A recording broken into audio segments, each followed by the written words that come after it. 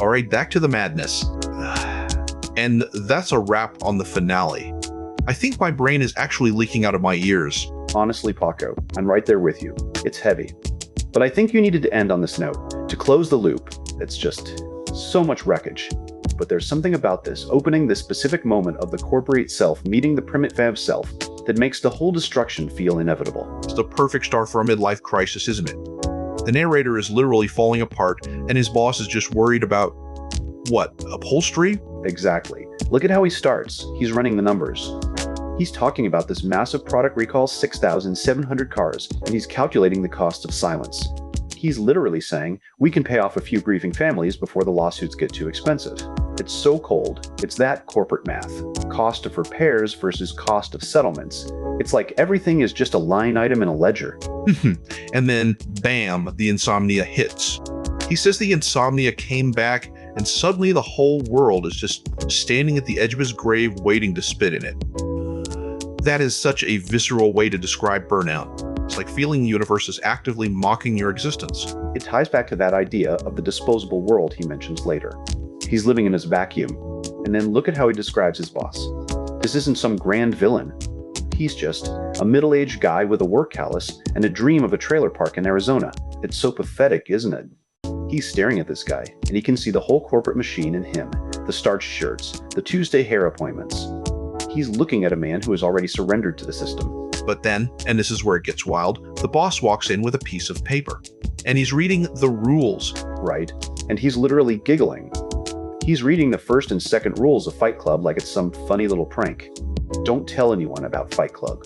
And the narrator is just sitting there with this literal hole in his cheek, blood and all. Wait, did you catch that?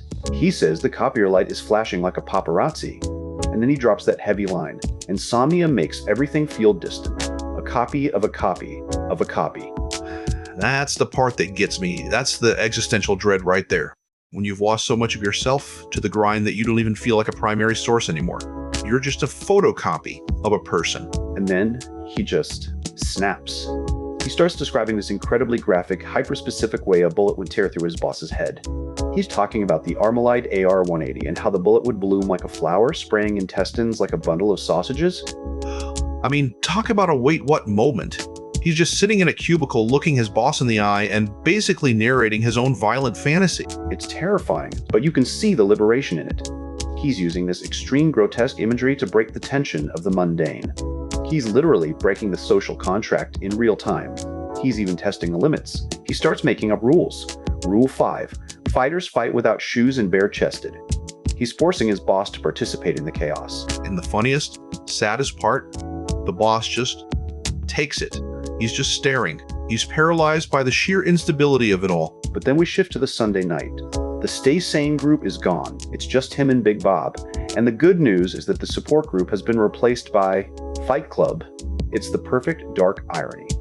The very thing designed to keep him sane and integrated into society has been dismantled and replaced by a ritual of pure self-destruction. It's like he's saying you can't fix the soul with a support group.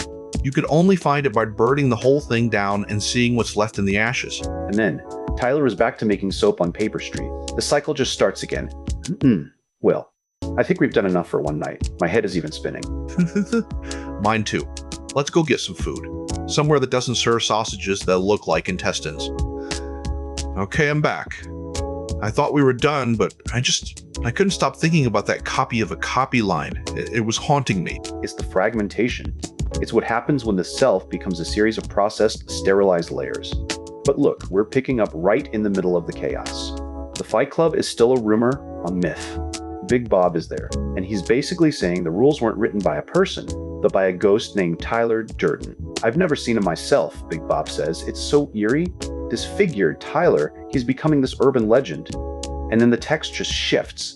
Suddenly, we're at the Regent Hotel. And there she is, Marla.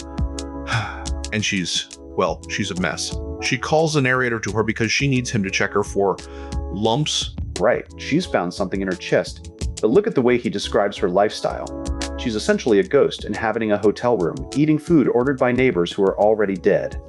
It's that disposable world again, but even more decayed.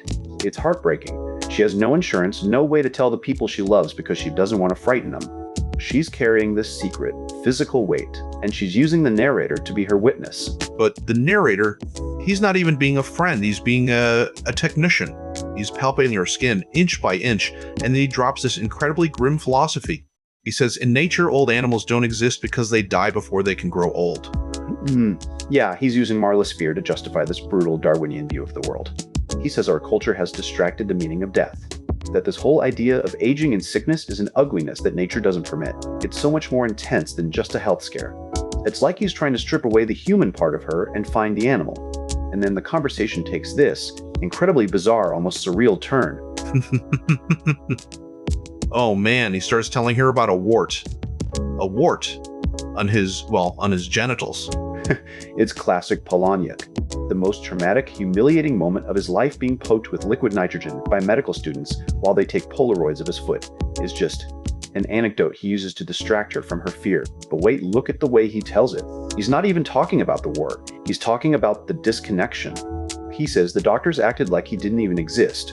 There was only this foot. He was just a collection of parts to them. That's the horror of the service industry or the medical industry, isn't it? You're just a body part to be processed. And then get this, the student tells him that this new kind of cancer is spreading, that you just wake up one day and it covers you. It's terrifying because it's so casual.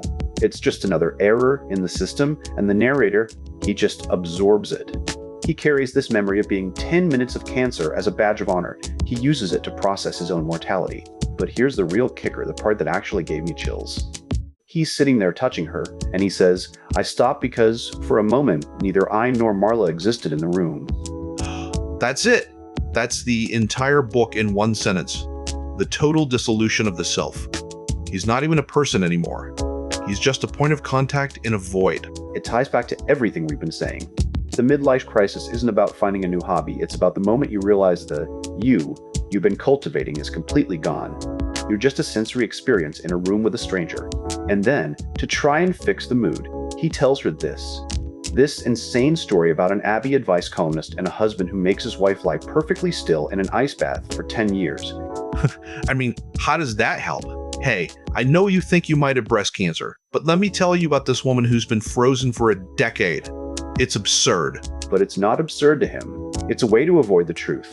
He ends this section by saying, we don't want to know practically anything about the people we love, because if we knew the truth, the real, raw, terrifying truth, we wouldn't be able to live with the weight of it. We'd have to face the fact that we're all just waiting to be eaten by the young and the strong. Man, I need a drink. And maybe a very large, very thick blanket. Let's take a break. We'll be back to see if the narrator finally admits he's actually terrified of his own shadow. Okay, I'm back. I think I just needed to shake off that last bit. That image of the narrator just narrating a massacre to his boss, still stuck in my head. It's heavy, Paco. But look, we're moving deeper into the wreckage now. We're back with Marla, and the narrator is actually explaining why he used to love those support groups. And it's not because they were supportive in a nice way. He says it's because when people think you're dying, they actually listen to you, right? He says they stop talking about their bank problems or their hair, and they actually look at you. They start talking with you, and after the conversation, you both feel different. That is so dark. It's like the only way to get human connection in this consumerist hellscape is to even be a walking corpse. You have to be a tragedy to be a person. And Marla's just living this extreme version of that. He describes her finding these lumps in her chest, and instead of some dramatic scene, she just shows up in the kitchen with both legs stuck in one half of her pantyhose. Wait, what? One leg? Yeah, she's literally half-dressed, acting like a mermaid, making these ridiculous jokes about guys pretending to ride motorcycles on the toilet. It's her defense mechanism. She says her whole philosophy is the possibility of dying at any moment. The tragedy isn't the death, it's that it doesn't happen fast enough to let you escape. That's heavy. But then he takes us into this clinic, and man, this is bleak. He describes these moms and kids in a waiting room. They look like spoiled oranges or bananas. It's visceral.